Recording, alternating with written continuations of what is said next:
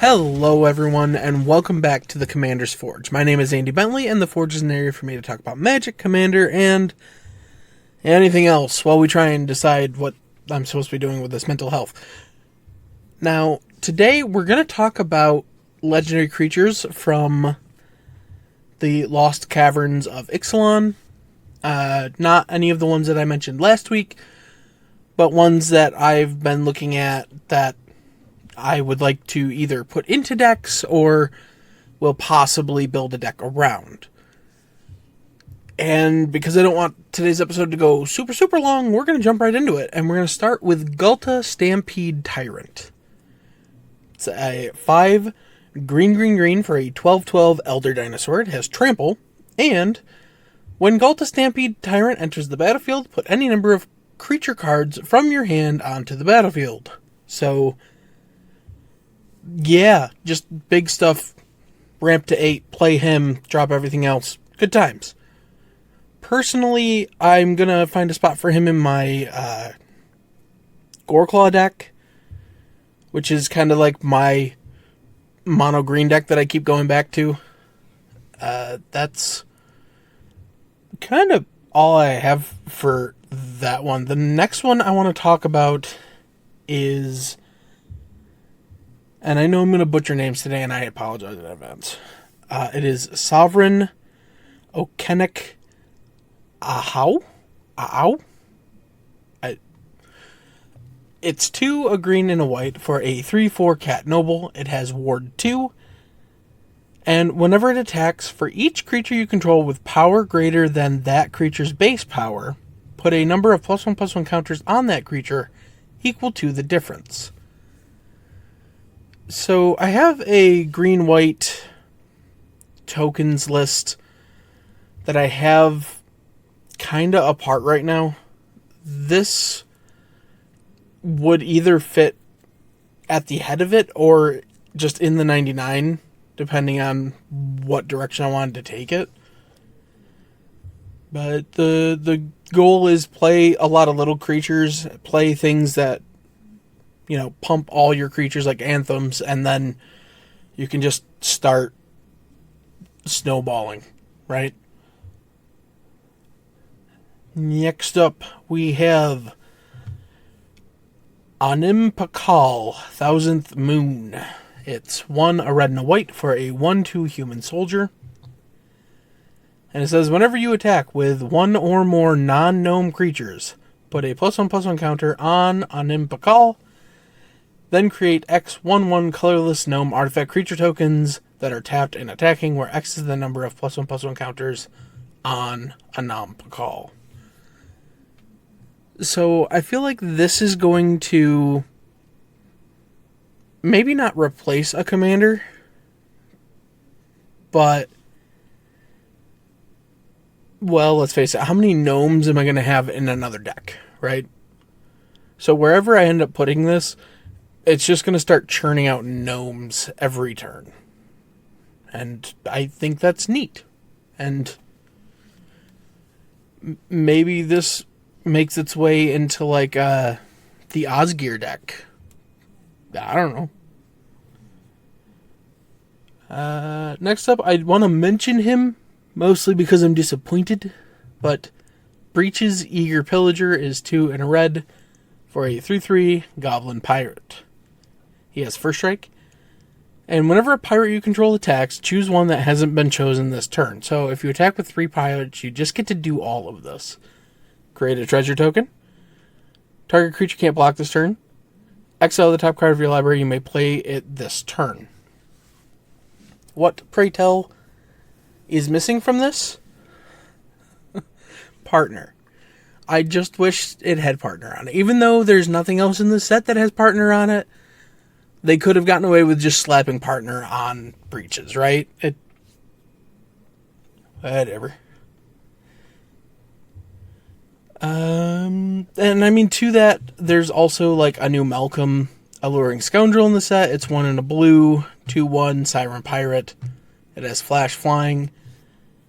And whenever it deals combat damage to a player, put a chorus counter on it, draw a card, then discard a card. If there are 4 more chorus counters on Malcolm, you may cast the discarded card without paying its mana cost. there's no reason this, even if it just said partners with Malcolm and the other one says partners with Breaches, right? I don't know. Maybe I just want my cake and to eat it too. I don't know. The next one I want to talk about is Bartolome del Presidio. He is a 2 cost commander at white-black for a 2/1 Vampire Knight. Sacrifice another creature or artifact, put a +1/+1 counter on Bartolome de Presidio. Nice, simple, easy. I have a white-black vampire list that's already doing some tokeny aristocratic stuff, so maybe this just gets thrown in there, or maybe it goes at the front because it's super cheap. I don't know. Alright, next up is another one whose name I'm sure I'm going to butcher, but it's Caparocti Sunborn. 2, a red and a white for a 4/4 human soldier. Whenever Caparocti Sunborn attacks, you may tap 2 untapped artifacts and or creatures you control. If you do, discover 3. So, again, this would be good in that Osgir deck, but because this doesn't just have to be artifacts, I feel like this can go into more range of decks. And right after that, I want to talk about Captain Storm, Cosmium Raider. It's a blue and a red for a 2/2 human pirate with whenever an artifact enters the battlefield under your control, put a +1/+1 counter on target pirate you control. Nice, easy, simple. There's one very disappointing thing about this set as a whole, and that is that we still do not have the black-red legendary pirate that kind of makes up the third part of the pirates, because, you know, pirates are in Grixis, and there's blue-black legendary creatures, there's blue-red legendary creatures, but there is not a purely red-black legendary pirate. So, yeah, I'm still a little sad about that. But as we move towards the end of the list, we get yet another name that I'm sure I'm going to butcher. It is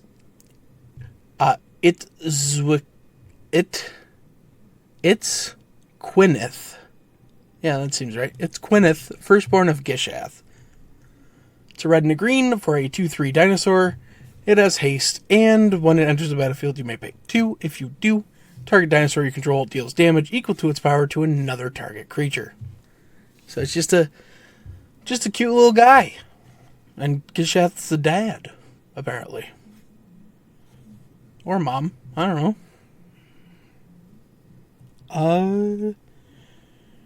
Right. The last of the main set legendary creatures I want to take a look at is Kutzil Melamet Exemplar, which is 1, a green and a white for a 3/3 cat warrior. Your opponents can't cast spells during your turn. That right there makes it good enough to slot into most green-white decks.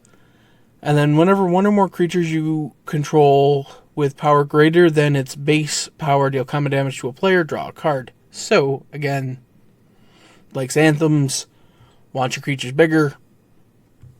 It's very good. So now I want to take a quick look at the commander decks. For one reason. It gave me a workaround for my black-red pirates.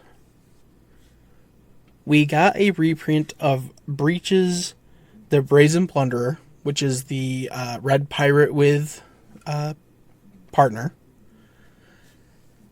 And we got a black pirate with partner. So we want to talk about that real quick.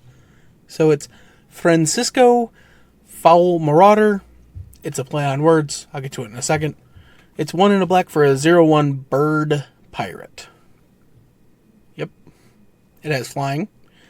It can't block, but whenever one or more pirates you control deal damage to a player, Francisco explores. And then it has partner. And then breaches is whenever you hit an opponent, you exile the top part of their library. So they can kind of work together in that if you're, binning stuff when you're exploring, you could still have cards to cast from what you exile from your opponents. But yeah, that's kind of the roundup this week for legendary creatures I wanted to talk about. I'm going to take a quick break, and when I come back, I'm going to talk about dropping some bombs. I'll be right back. Hey, I just want to take a minute to tell you about my Patreon. I know times are hard for everybody, and I know it isn't easy to shuffle around bills and stuff. Believe me, I know that. But if you would like to help support the podcast and me, you can find the links to my Patreon in my link tree, which is always put into the description of either the video or the audio, wherever you're listening to it. It would really mean the world to me. Honestly, I'm just struggling to make ends meet most weeks. But that's it. That's all. If you want to help, the links will be where you can find them. And welcome back. Now, I talked about dropping bombs. And how I'm going to do that is with the War Doctor. He's 2, a red and a white for a 3/5 Time Lord Doctor. He says whenever one or more other permanents phase out, or whenever one or more other cards are put into exile from anywhere, put a time counter on the War Doctor. And then whenever the War Doctor attacks, it deals damage equal to the number of time counters on it to any target. If a creature dies this way, exile it instead. Now, what originally pushed me towards building this was I had pulled a Virtue of Courage, and I didn't really have anywhere to put it. So,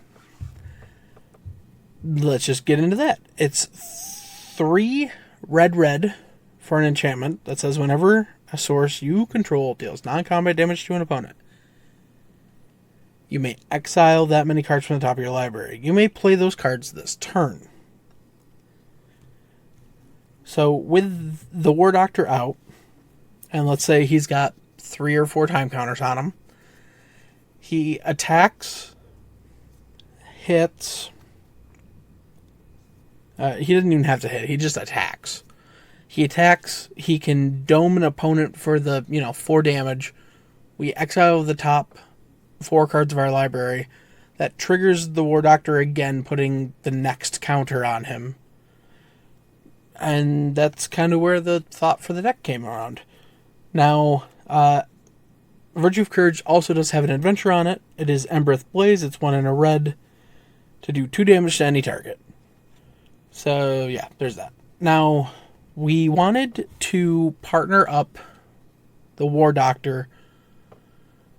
And as I was looking into what I wanted to do, I realized I needed blue for most of the phase-out stuff I wanted to do.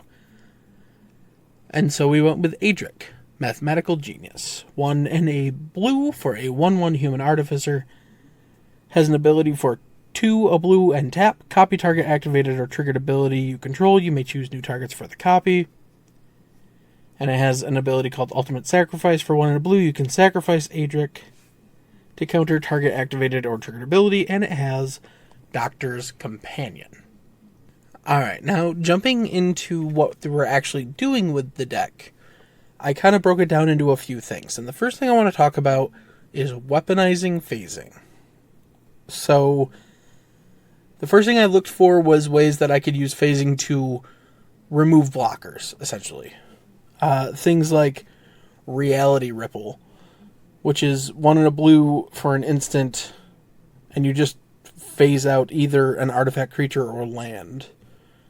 There's also a couple of charms that can do phasing. The first one is Vision Charm. It's a single blue. For an instant, you can choose either target artifact phases out, or put the top 4 cards from a target player's library into their graveyard, or all lands of one type are basic lands of your choice until end of turn. So, get rid of a problematic artifact that might be locking us down from attacking. Voila.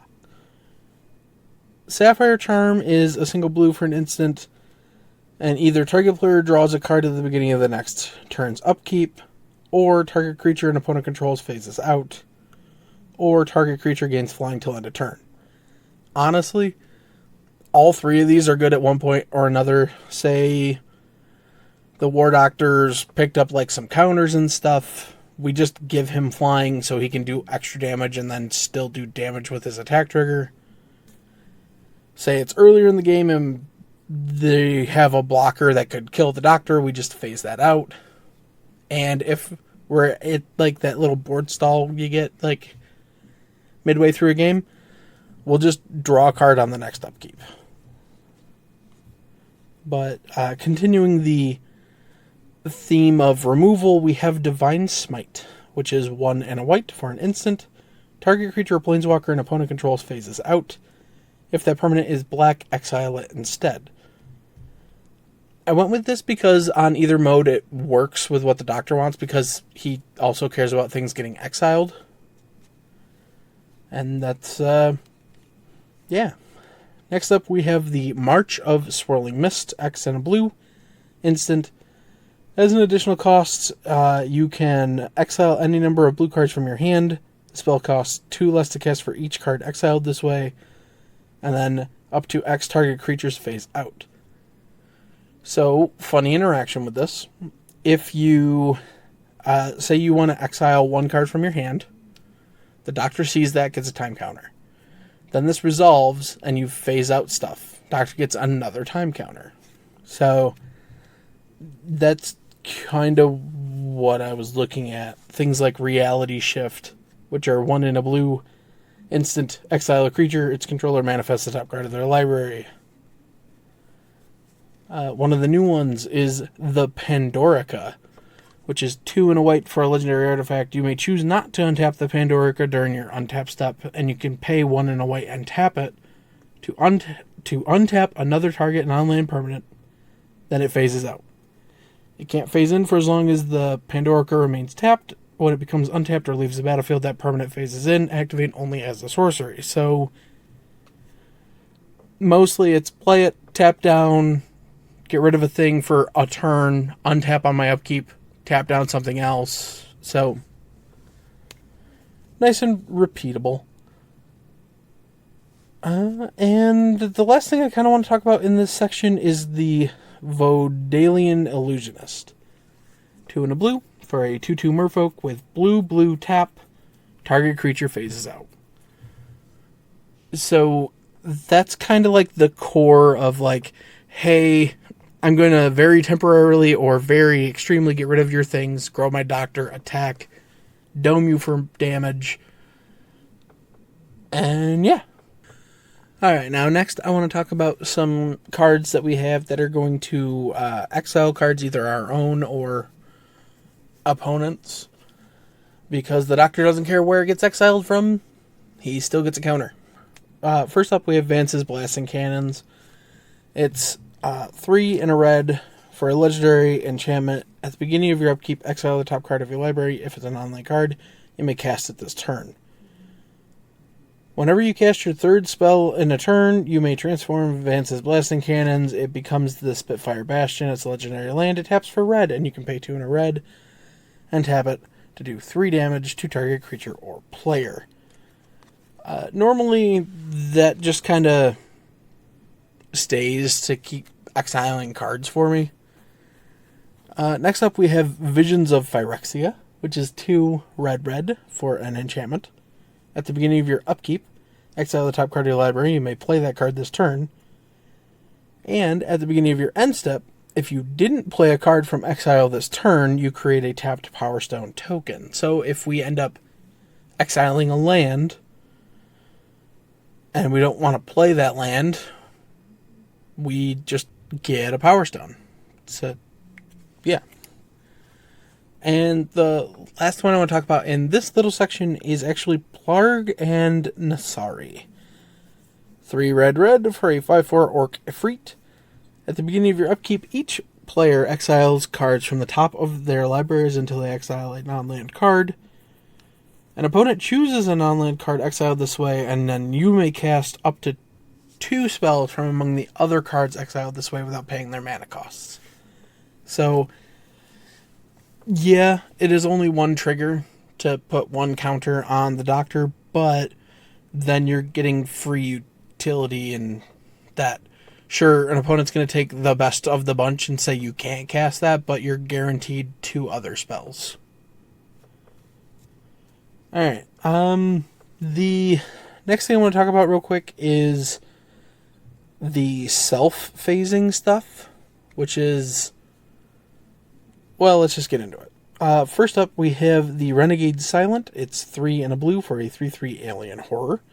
At the beginning of your end step, goad up to 1 target creature you don't control, and put a +1/+1 counter on the Renegade Silent. Then the Renegade Silent phases out. So, go to thing, counter on him, he phases out, comes back next turn, but we get a counter. Essentially, we're getting a counter at the end of every turn this way. Next up, we have the Robe of Stars. It's 1 and a white for an equipment. The equipped creature gets +0/+3, and it has Astral Projection. For 1 and a white, equipped creature phases out, and it has equipped for 1. Next, we have Vanishing, which is a single blue enchant creature. So it's an aura. And for blue, enchanted creature phases out. Next up, we have the best boy, Blink Dog. He's 2 and a white for a 1/1 dog. He has Double Strike and Teleport for 3 and a white. Blink Dog phases out. And then, last in this little section, we have Guardian of Faith. 1 white for a 3/2 Spirit Knight. It has Flash, Vigilance. And when it enters the battlefield, any number of target creatures you control phase out. So, yeah, this deck is going to end up being very annoying at times to play against, I guess is the best way to put it. But let's finish this up with the last 2 cards I wanted to talk about. The first one is Rotating Fireplace. 3 mana artifact. Enters the battlefield tapped with a time counter on it. It taps for an amount of colorless equal to the number of time counters on it. So at its core, it's a 3 mana, enters play tapped mana rock. But for 4 and tap, you can time travel, activate only as a sorcery. So time traveling is if you can manipulate the number of time counters either on a thing or off of a thing. So, yeah, it's just there to keep putting time counters on stuff. And actually, the way I was using it the last time I played was I was using that ability to time travel and then copying it with Adric. So, after doing that 3 times, then the artifact taps for, 8 mana, and the Doctor has just a ton of time counters on him. And finally, we're going to talk about all of history all at once. 2 blue for a sorcery. It has time travel and storm. So, again, the time travel thing, manipulate the time counters, and then storm. Well, it's storm. You make a copy for everything that was cast before it that turn. So, yeah, that's how we're going to drop bombs. Now, this went a little longer than normal, so I'm just going to call it here. Thanks for listening, and I will see you next time. Bye-bye. Thank you for listening. All of my links can be found in my link tree in the description below. I would like to thank Ian Foss and Cody Mulpey of the band The Crypt for allowing me to use music for my opening and ending, along with Nate and Erica Jacobs for making my original logo. And I would also like to thank Christina McNichol for creating my new logo. And I'll see you next time.